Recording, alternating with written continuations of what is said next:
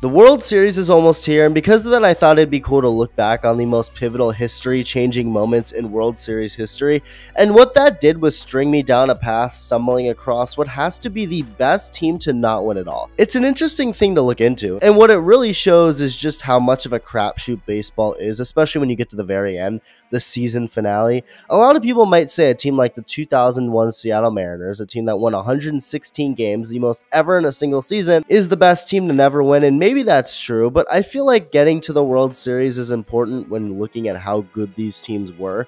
So you can say the same for a lot of Dodger teams like the 2022 Dodgers who won 111 games, or the 2019 Dodgers who won 106 games, but those teams got bounced in the first round. But let's stick to 2019, a year that I think did feature the best team to not win, a team that the 2019 Dodgers shared their fate with, and that's the 2019 Houston Astros. Looking back on that 2019 Astros roster is pretty surreal, like to this day. Basically every part of that team, one that won 107 games, was loaded to the brink, and it's not just the fact that they lost, but also the way they lost that made everything that much crazier and more impactful to baseball history and lore. Starting with the offense, I mean, just look at the starting lineup for Game 7 of this World Series, a game that we'll come back to. But when you have Carlos Correa batting 7th, you know this is simply a legendary offense, and that's exactly what this was from start to finish.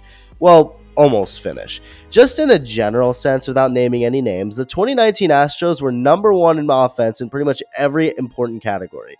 It was your picture-perfect offense, almost too perfect, like it was made in a lab. And just to get this out of the way immediately, I know some of the inevitable comments will be accusing the Astros of cheating, which is why they were so good.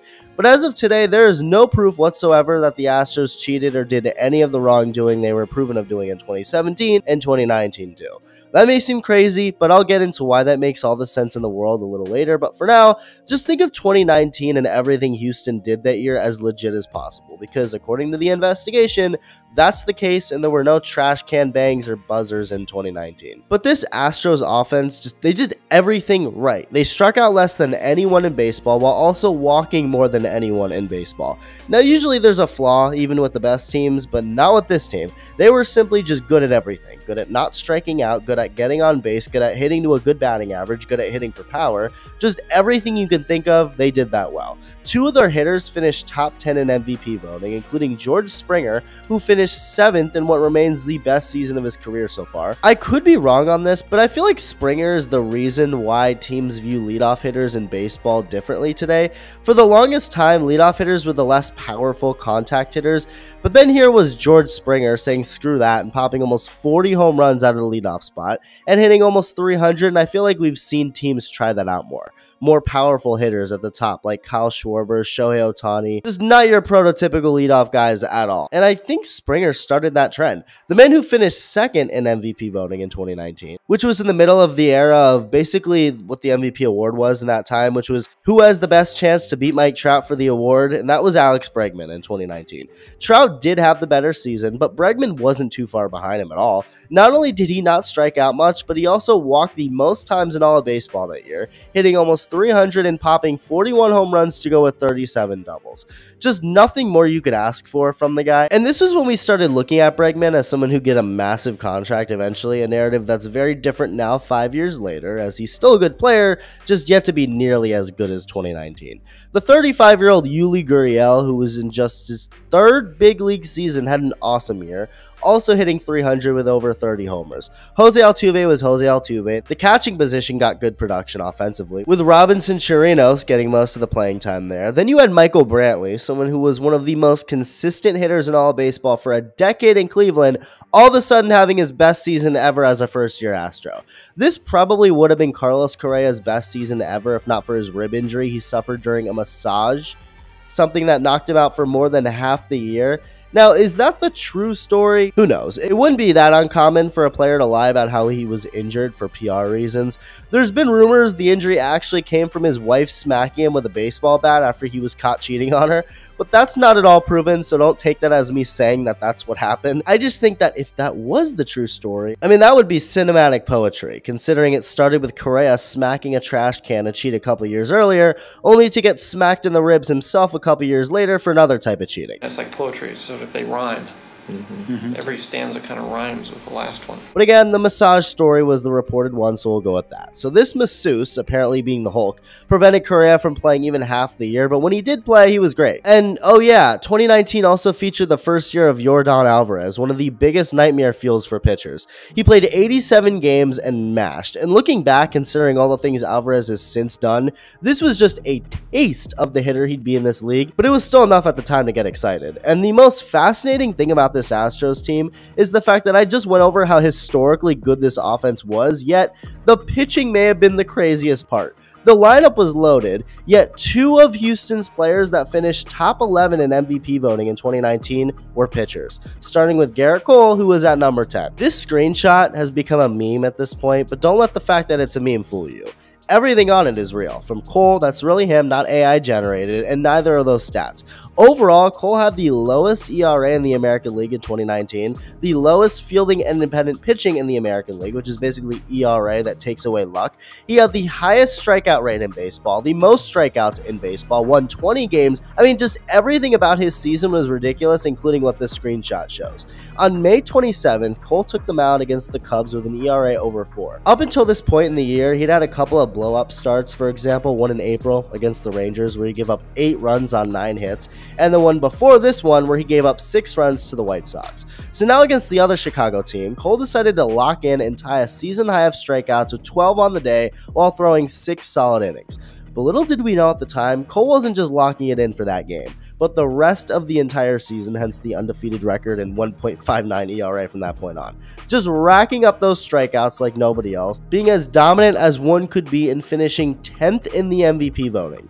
It doesn't get any better than that. Okay, now let's get into the Cy Young Award winner, Justin Verlander. It will just never fail to amaze me. If you want to know just how ridiculous the Astros were in 2019, a good example of a way to do that is just to show someone Garrett Cole's numbers and tell that same someone that someone else on the team won the Cy Young Award that same year. I still feel like Cole should have probably won the award that year. I mean, he literally finished ahead of Verlander in the MVP voting, yet didn't win the Best Pitcher of the Year award. How does that happen? No idea. But Verlander was also incredible. He did throw the most innings in baseball that year, allowed the least amount of base runners on per 9 innings in all of baseball, and allowed the lowest amount of hits per 9 innings in all of baseball. I do wonder if his no-hitter in Toronto pushed him over the edge to win it. It's kind of like Jake Arrieta in 2015. Many argue Zach Greinke should have won the award in 2015, considering he had a lower ERA than Arrieta, and the only stats Arrieta had higher than Greinke was wins in complete games, which is great. But he also threw a no-hitter in the second half of 2015, ironically against Greinke's Dodgers, and I feel like that had a big to do with why he won. Either way, it's a similar story to 2019, except these two guys were on the same frickin' team. How is that fair? And speaking of Greinke, he ended up on the Astros in 2019 too, and as you would expect, was really good and got the start for the winner-take-all Game 7. There was also a lights-out bullpen. Ryan Presley was awesome, so was Roberto Osuna, the closer, but the best reliever? Will Harris, who put up a 1.50 ERA in 60 innings. So you have this incredible team, one that finished the year with 107 wins, beat the impressive Rays in round 1, took down the Yankees again, and was now just a single win away from a World Series title heading back home. Garrett Cole had just gotten the win in Game 5, and now Verlander, the Cy Young Award winner, gets the ball for Game 6. They have Washington right where they want them. And what proceeded to happen is exactly why baseball is the best. The fact that the Nats would smack 2 home runs off of Verlander, including Juan Soto's go-ahead blast that's still flying to this day, win Game 6 and force a Game 7 where Zach Greinke would take them out. And up until this point, Greinke hadn't been great in the 2019 playoffs, but he was in Game 7, pitching into the 7th inning and giving up no runs. Yuli Gurriel and Carlos Correa had already put Houston up 2-0, and they were once again in the driver's seat, now 8 outs away from their second championship in 3 years. Greinke's dominating, and in case he stops dominating, the mighty Astros bullpen is still waiting in the wings.